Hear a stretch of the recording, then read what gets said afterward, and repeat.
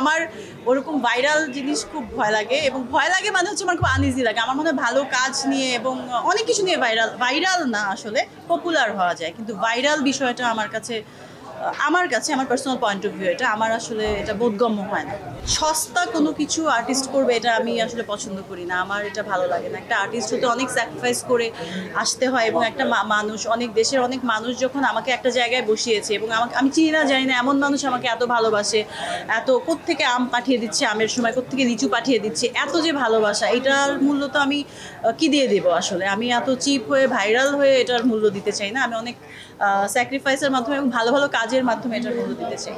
আমি যদি অ্যাক্টর না হতাম, মানে আমার ফেসবুক বা কোনো কিছু থাকতো না। এটা আমার খুবই অদ্ভুত লাগে। সব কিছু আমার মনে হয় অ্যাজ আমার প্রফেশন যেটা, সেটার জন্য আমি সামাজিকভাবে সবার সঙ্গে দায়বদ্ধতা আমার আছে, কারণ পাবলিকের জানার সেই জায়গাটা আছে। আমাকে যেহেতু ভালোবেসেছে সবাই, এমন একটা জায়গা দিয়েছে, সেই জন্য আমার সেই দায়বদ্ধতা থেকে আমি তাদের সাথে কানেক্টেড থাকাটা আমার মানে দরকার, আমি বিলিভ করি সেটা। কিন্তু পার্সোনাল লাইফে আমার আসলে ফেসবুকে খুব একটা সময় আমি দিই না। এখন আসলে কোয়ালিটিটা খুব ম্যাটার করে, আর কোয়ান্টিটি থেকে কোয়ালিটিটা ম্যাটার করে, এটা সব জায়গায়। ইভেন বাইরের কান্ট্রিতেও আমি বলবো আমাদের অনেক মানে পছন্দের যারা হিরো হিরোইন, ওরাও অনেক টাইম পর পর ছবি করছে, এবং এটা অডিয়েন্সের একটা মেবি আই ডোন্ট নো, ওরকম যদি খুব ভালো স্ক্রিপ্ট হয় যে আমি ঘন ঘন কাজ করব, বা ভিন্ন ক্যারেক্টারে আমাকে মানুষ দেখতে চায়, বা প্রডিউসার ডিরেক্টর ভিন্ন ক্যারেক্টার নিয়ে আসে, তখন হয়তো আমি করবো। কিন্তু একই টাইপের ক্যারেক্টার যদি বারবার আসে বা একইভাবে আমার প্রেজেন্টেশন হবে, ওরকম ক্যারেক্টার হলে আমি বারবার ওইভাবে আসতে পারবো না। আসলে আমি ভিন্নভাবে প্রেজেন্ট হতে পছন্দ করি। এটা আমাদের মানসিক একটা প্রবলেম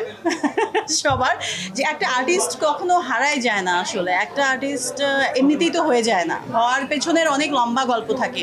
তো তখন যেহেতু সে হারায় যায় না, একটা আর্টিস্ট হওয়ার পর কি করে হারাবে? এবং আজে বাজে কাজ করার থেকে আমার মনে হয় ভালো কাজগুলো বেছে বেছে করাটা। এবং আমি কখনো 2-3 বছর থাকবো, ভাইরাল হব, একদম মুখে মুখে থাকবো, তারপর আমি নিশ্চিহ্ন হয়ে যাব, এইটাতে আমি এই ফিলোসফিতে আমি বিশ্বাস করি না। আমি চাই লং লাস্টিং ফরএভার স্টাইলের আর্টিস্ট হয়ে বেঁচে থাকতে মানুষের মধ্যে। আমি যখন মরেও যাবো, মানুষ যেন আমার কথাটা একটু হলেও মনে রাখে। আমার চরিত্রের নাম নয়নতারা। ঠিক আরেকজনের একটা চরিত্র পোট্রে করা যে কতটা ডিফিকাল্ট সেটা আমি বুঝতে পারছি, কারণ এখানে আমি ববিকে খুঁজে পাইনি, ইভেন আমিও। এবং ঠিক আমি চেষ্টা করেছি যতটা জাস্টিফাইড ওয়েতে পোট্রে করা যায়, প্রেজেন্ট হওয়া যায় আপনাদের সামনে। এবং টিজারটা আসার পরে যতটা নক আমি পেয়েছি, যতটা মানুষ এপ্রিসিয়েট করছে, আমার মনে হয় যে আমার কষ্টটা সার্থক হয়েছে কিছুটা। এবং হলে যখন যাবে, মানুষ যখন দেখবে, তখন আরও বেশি মানে পুরোপুরি সার্থক হবে। সাসপেন্সের জায়গাটা আমি রেখেই দিই, কারণ এটা একটা মিস্ট্রি তো অবশ্যই রাখতে হবে, হলে গিয়ে সেটা বের করতে হবে।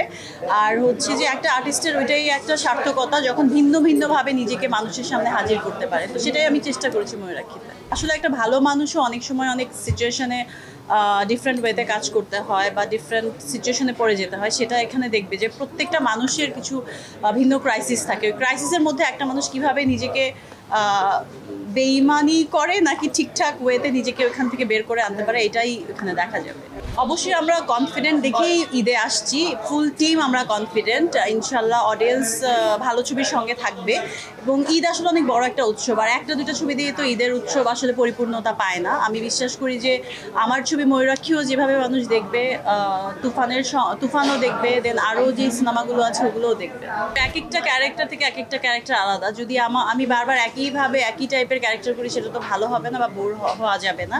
ক্যারেক্টারের জন্য অবশ্যই অনেক ভিন্ন প্রস্তুতি নিতে হয়, আর এখানে আরেকটু বেশি নিতে হয়েছে, কারণ আমি যে টাইপের রোমান্টিক কাজগুলো করেছি বা অ্যাকশনধর্মী ছবি বেশি করেছি, সেটা থেকে এটা একেবারে ভিন্ন একটা গল্প, একদমই ভিন্ন একটা ববিকে এখানে মানুষ পাবে। অডিয়েন্স যদি হলে যায়, সুন্দরভাবে আমাদের ছবিটা অ্যাপ্রিসিয়েট করে, এখন সো ফার সো গুড, আমরা খুব ভালো অ্যাপ্রিসিয়েশন পাচ্ছি এবং সবাই খুব ভালো বলছে, পজিটিভ একটা ভাইব আছে, সেটা যদি হল পর্যন্ত যায়, তো এটা আমার সার্থকতা।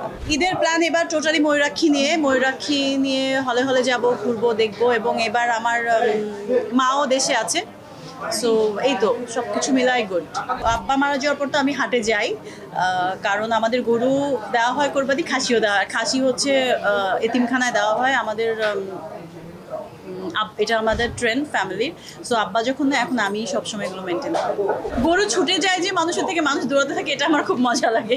আমি বাবার সঙ্গে গিয়েছিলাম, এখন আমি যাই, কিন্তু ওইভাবে নিজে নামা হয় না আসলে, মানুষকে দিয়ে করানো হয়, গাড়িতে বসে থাকি আমি।